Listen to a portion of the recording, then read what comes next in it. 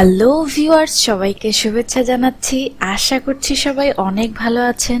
তো আজকে আপনাদেরকে নতুন একটি টিপস আপনাদেরকে দিতে চাই, এবং যারা শাটার স্ট্রোকের প্রবলেমে ভুগছেন, অর্থাৎ আপনাদের ফাইল রিজেক্ট করছে, বারবার অ্যাপ্রুভ করছে না, তো তাদের জন্য আজকের ভিডিওটি হতে চলেছে একদমই পাওয়ারফুল একটি ভিডিও। তো একদমই স্কিপ করবেন না, প্রথম থেকে শেষ পর্যন্ত দেখার চেষ্টা করবেন। তো যারা ভুগছেন যে আসলে শাটার স্ট্রোকে এত রিজেক্ট করছে, তো আপনাদের জন্য একটা ভিন্ন ধর্মী টপিক নিয়ে এসেছি। তো দেখেন, আমি যদি আমার শাটার স্ট্রোকটা আপনাদেরকে দেখাই, যে দেখেন আমি স্টিল নাও আমার শাটার স্ট্রোকে কিন্তু ফাইল অ্যাপ্রুভ করাতে পারছি, এবং বিভিন্ন ধরনের ফাইল কিন্তু দিয়ে আমি এইটাতে অ্যাপ্রুভ করাতে পারছি। তো সেই ধারাবাহিকতায় আমি আপনাদেরকে বলতে চাই যে আপনারাও কিন্তু ফাইল অ্যাপ্রুভ করাতে পারবেন। তো আমি কিভাবে ফাইল অ্যাপ্রুভ করাই এবং নতুন একটি টিপস আপনাদেরকে দিব, সেটি হচ্ছে যে আপনারা একটু অন্য ধরনের ফাইল দিয়ে দেখবেন যে শাটারস্টক অ্যাপ্রুভ করবে। তো আমি আমার যদি ইলাস্ট্রেটরে চলে যাই, দেখেন আমি কিছু ডিজাইন এখানে এনে রেখেছি। এই ডিজাইনগুলোকে আমি রেডি করে আপনাদেরকে দেখাবো, এবং এটার রিভিউটা আমি পরবর্তীতে দিব যে আসলেই শাটারস্টক এগুলো অ্যাপ্রুভ করছে কি করছে না। তো আমি যে এআইটা ইউজ করেছি, আইডিওগ্রাম যে এআইটা রয়েছে, এই এআই থেকে আমি এটি বানিয়ে নিয়েছি। তো ইতিমধ্যে অনেক ভিডিও এই আইডিওগ্রাম নিয়ে দেওয়া হয়েছে, যার কারণে এই আইডিওগ্রাম নিয়ে আর ভিডিও বানাচ্ছি না, অর্থাৎ জেনারেট করতে পারেন অনেকেই এখন। তো ভিডিও যাতে লং না হয় তার কারণে আমি এখানে জেনারেট করছি না। কিন্তু অনেকেই আবার বলে বসেন যে আপু এটা কোন এআই থেকে তৈরি করেছেন, এই জন্য আমি এই এআইটা দেখিয়ে দিলাম আপনাদেরকে। ওকে, তো চলুন এগুলোকে আমি এখন রেডি করব। তো এগুলোকে আমি ট্রেসিং করে রেখেছি আগে থেকেই। ফাইলে চলে যাচ্ছি, ফাইল থেকে নিউ, এখানে আমি 4000 বাই 4000 একটা সাইজ নিয়েছি, তারপর ক্রিয়েট। ইতিমধ্যে আপনারা যারা মাইক্রোস্টকে কাজ করেন তারা এই সাইজটা জানেন, তো নতুন করে আর বলার কিছু নাই। এখান থেকে কন্ট্রোল এক্স দিয়ে এটাকে নিয়ে যাচ্ছে এখানে কন্ট্রোল ভি। তো এটাকে আমি একদমই মাঝামাঝি রাখার চেষ্টা করব। তারপরে এখান থেকে ফাইল, সেভ অ্যাজ। ওকে, এখানে একটু প্রবলেম রয়েছে, এটুকে আমি সলভ করে দেওয়ার চেষ্টা করব। দেখেন এখানে আর এখানে দুটো ডাস্ট রয়েছে এবং দেখতে খারাপ লাগছে। তো এটাকে আমি ইরেজ টুল দিয়ে, এই ইরেজ টুলটা ছোট এবং বড় করার শর্টকাট হচ্ছে third bracket, second bracket close এবং সেকেন্ড ব্র্যাকেট ওপেন, এই দুটা দিয়ে আপনি এই যে ছোট, বড় এবং ছোট করতে পারবেন। তো আমি এটাকে আরেকটু বড় করে নিয়ে এখান থেকে জাস্ট এভাবে দিব। দেখেন আরেকটু রয়ে গেছে, তো আমি এটাকে জুম করে এভাবে একটা ক্লিক করলাম, চলে গেছে। তারপর এটাকে সেম প্রসেসে এইভাবে এইখান থেকে ড্র্যাগ করে এভাবে দিয়ে দিব। ওকে, হয়ে গেছে। তো দেখেন এখন কিন্তু এটাকে ক্লিন লাগছে, তাই না? তো এখান থেকে আমি এটাকে এভাবে দিয়ে দিলাম। দেওয়ার পরে এখন এটাকে আমি কি করব, এটাকে আমি সেভ করব। কিভাবে সেভ করব? ফাইলে যাচ্ছি, ফাইল থেকে সেভ অ্যাজ, এখান থেকে ইপিএস দিয়ে দিব, তারপরে এখানে একটা নেম দিয়ে দিব, আপাতত 1 দিচ্ছি, দিয়ে তারপরে এখান থেকে আমি এটাকে ডাউনলোডে সেভ করছি। এখান থেকে আমাকে ইপিএস দিতে হবে 10, তারপর ওকে। ওকে, তো ইপিএস 10 না দিলে কিন্তু শাটারস্টক এটা আপলোডই করতে দিবে না। তো আপনি কি আর সাবমিট করবেন? তো এই জিনিসটা অনেক মাথায় রাখতে হবে। তারপরে সেকেন্ড ফাইলটা নিয়ে যাচ্ছি, control x, control V, same প্রসেসে এটাকেও আমরা রেডি করে নিব। তো আমি তাড়াতাড়ি এগুলোকে রেডি করে নিচ্ছি, এবং কোনো ডাস্ট থাকলে আমরা একদম খুঁটিয়ে দেখার চেষ্টা করব কোথাও ডাস্ট রয়েছে কিনা। তো মোটামুটি ঠিক আছে। এখন আমরা এটাকে মাঝামাঝি রাখবো। ওকে, অ্যালাইনমেন্ট করে দিলাম, সেভ করছি, ইপিএস এখানে 2 দিয়ে দিচ্ছি, সেভ, ইপিএস 10। ওকে,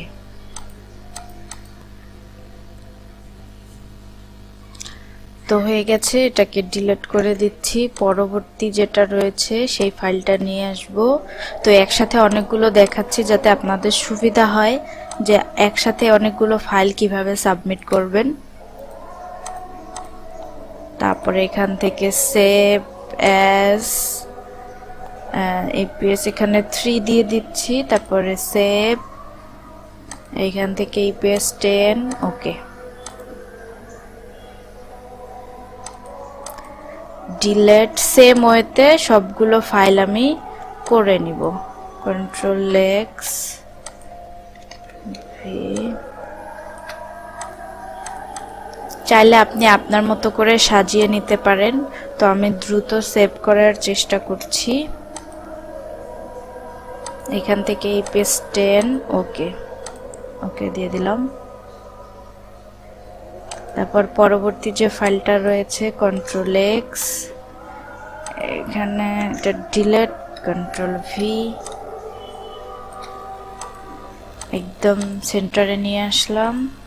এটাকে একটু দেখি, দেখেন এখানে একটু সমস্যা রয়েছে, যদিও ব্যাপার না, তারপরেও এটাকে আমরা একটু সলভ করার চেষ্টা করি। তো ইরেজ টুলটা নিলাম, নেওয়ার পরে এখান থেকে এইভাবে ধরে এটাকে ডিলিট করে দিলাম। এটা ভালো লাগছে না দেখতে, ফাইলটা নষ্ট হয়ে যাচ্ছে। এইভাবে দিলাম। তারপরে আমরা এটাকে কি করব, পেন্সিল টুলের সাহায্যে ঠিক করার চেষ্টা করব। এইভাবে ধরবো, এটাকে দিব, এটাকে এইভাবে, আর এটাকেও সেম ওয়েতে এইভাবে ডিলিট করে দেব। দেখেন এখন দুই পাশে ঠিকঠাকই আছে, কিন্তু একটু প্রবলেম আছে, সেটা হচ্ছে যে লেয়ারগুলো ঠিক নাই। তো এটার জন্য কি করব, পেন্সিল টুল ইউজ করব। পেন্সিল টুলটা নিচ্ছি, নেওয়ার পরে জুম করে নিচ্ছি, সিলেক্ট করব, করার পরে জাস্ট এইভাবে এখান থেকে ড্র করব। দেখেন ডিলিট হয়ে গেছে। সেম ওয়েতে এটাকেও ধরবো, ধরার পরে এখান থেকে এইভাবে সমান করে দেব। দেখেন ঠিক হয়ে গেছে। এটাকেও দিয়ে দিব এইভাবে, সরি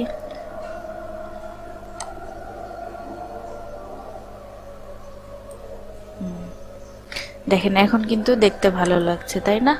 তো এই পাশে আরো রয়েছে, তো এটাকে আমি সিলেক্ট করব। তো আমি কন্ট্রোল চেপে ধরে কার্সরগুলো চেঞ্জ করছি। কন্ট্রোল চেপে ধরলে সিলেকশন চলে আসে এবং ছেড়ে দিলে পেন্সিল টুল চলে আসে। তো এটাকে এভাবে আমি আরেকটু বড় করব, বড় করে এখান থেকে সমান করে নিব এইভাবে। চাইলে আপনারা এখানে পেন্সিল টুলও ইউজ করতে পারেন, যার যেটা সুবিধা। তো আমি pencil tool, sorry pen tool use করতে পারেন, যার যেটা সুবিধা। আমি এখান থেকে পেন্সিল টুল ইউজ করছি। তো এখান থেকে এইটাকে ধরে এইভাবে দিলাম, তারপরে এইভাবে দিলাম। ওকে, এখানে একটু ডাস্ট আছে, তো এটাকে আমি অনেক বড় হয়ে গেছে, তো আমি সেকেন্ড ব্র্যাকেট ওপেন দিয়ে এটাকে ছোট করে নিয়েছি।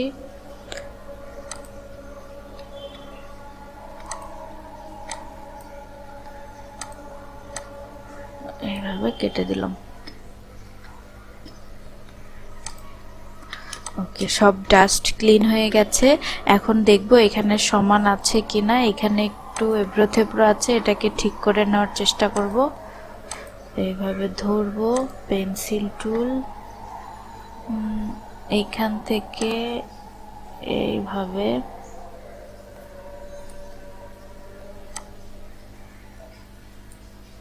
সরি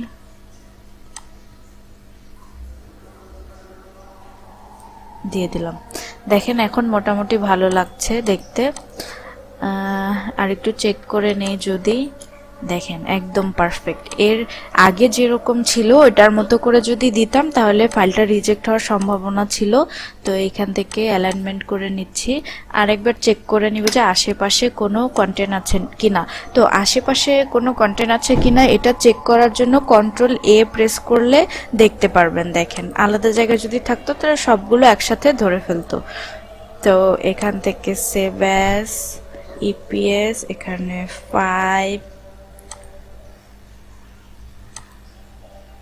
10, ওকে।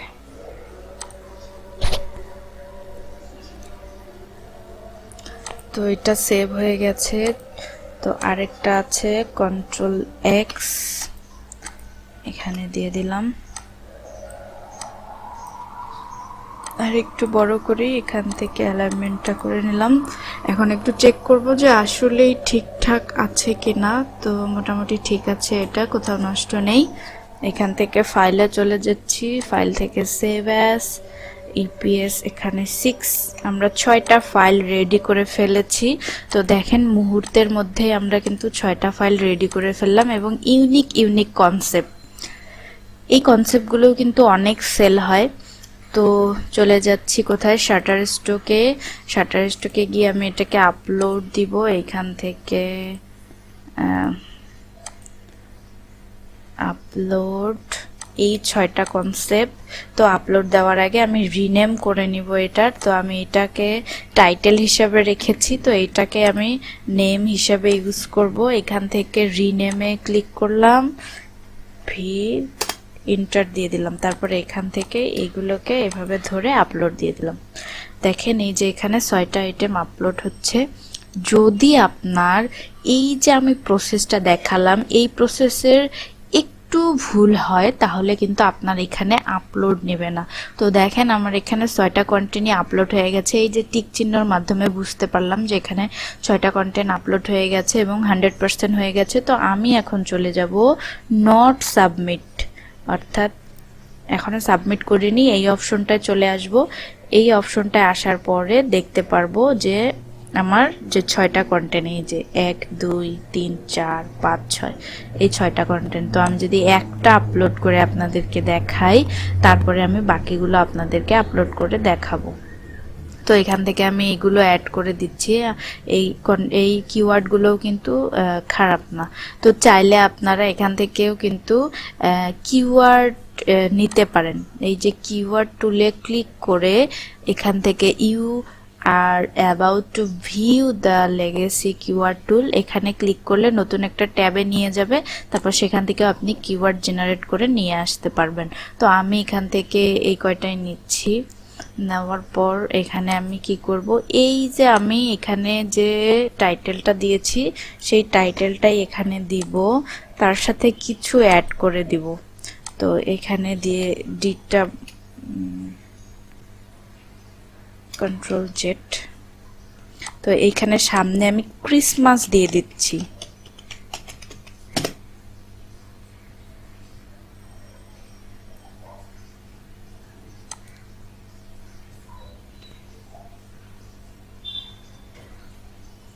ওকে, তো ক্রিসমাস ডেকোরেটিভ দিয়ে দিয়েছি। তো এটাকে আমি বড় হাতে দিয়ে দেই। তো এটাকে কপি করে রেখে দিচ্ছি যাতে সবগুলোতে আমি ইউজ করতে পারি। কন্ট্রোল সি, এখানে আমি নোটপ্যাডে রেখে দিলাম, কন্ট্রোল ভি। এখন কি করতে হবে, এখান থেকে আমাকে ক্যাটাগরিটা চুজ করতে হবে।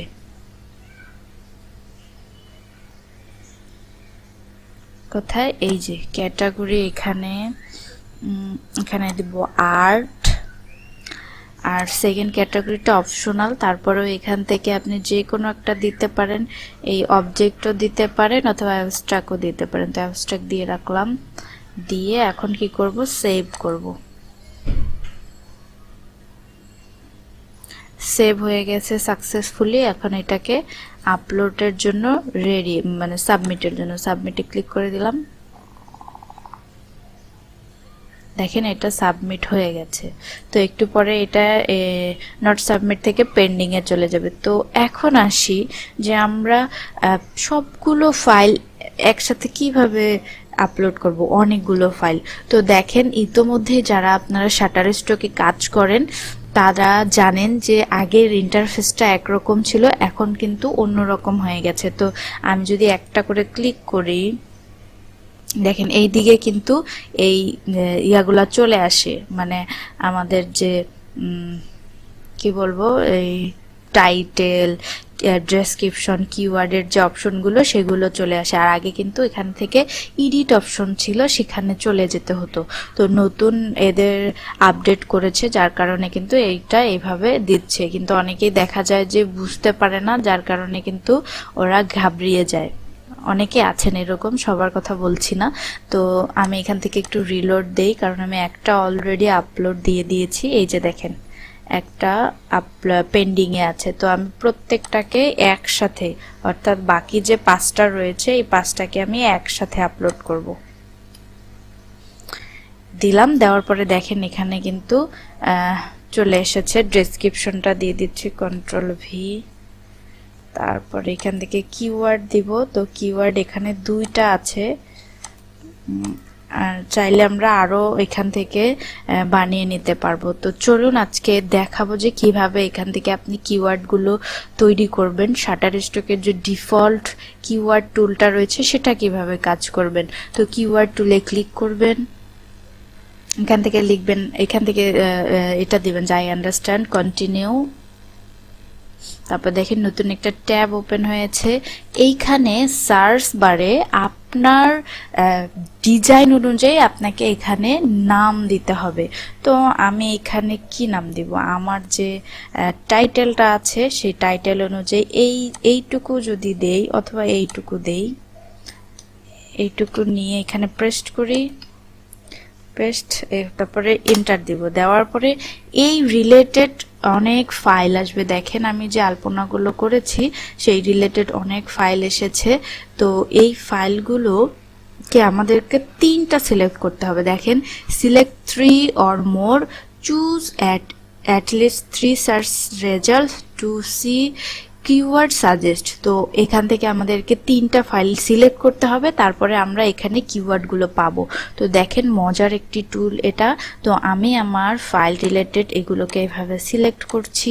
দেখেন 3টা সিলেক্ট করার সাথে সাথে এখানে অনেকগুলো কিওয়ার্ড দিয়ে দিয়েছে। তো দেখেন এই কিওয়ার্ডগুলো কিন্তু অনেক পাওয়ারফুল কিওয়ার্ড।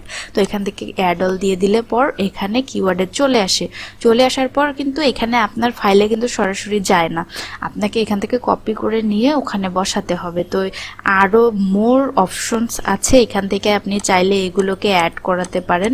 তো দেখেন এখানে 30টা ছিল, আমি 35টা বানিয়ে ফেলেছি।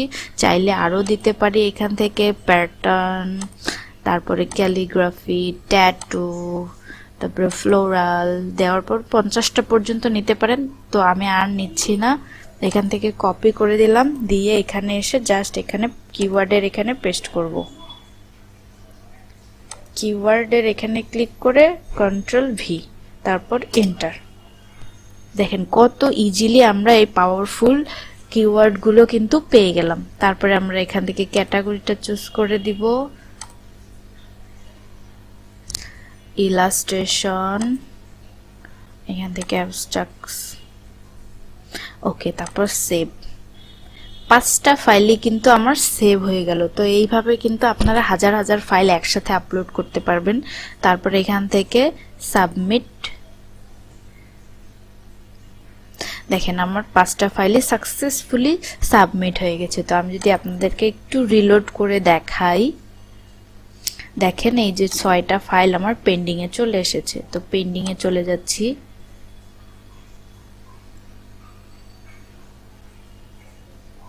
এই যে দেখেন 1 2 3 4 5 6 এই 6টা ফাইল কিন্তু আমি আপনাদের সামনে রেডি করে দেখিয়েছি। তো 24 ঘন্টার ভিতরে এই ফাইলগুলোর রিভিউ আমি পাবো। আপনারা সকলেই জানেন যে শাটারস্টক 24 ঘন্টার ভিতরেই একটা রেজাল্ট দিয়ে দেয়, হয় রিজেক্ট না হয় কিন্তু অ্যাপ্রুভ। তো আপনারা চাইলে এইরকম ফাইল আপনারা রেডি করতে পারেন এবং ফ্রি এআই ইউজ করে কিন্তু কাজ করতে পারেন। তো ভিউয়ার্স, যদি ভিডিওটি ভালো লেগে থাকে অবশ্যই লাইক করবেন, কমেন্ট করবেন এবং ভিডিওটি শেয়ার করতে ভুলবেন না। এবং আমার চ্যানেলে যদি আপনি হয়ে থাকেন আমার চ্যানেলটিকে সাবস্ক্রাইব করে রাখবেন। ভালো থাকবেন, সুস্থ থাকবেন, দেখা হচ্ছে নেক্সট ভিডিওতে।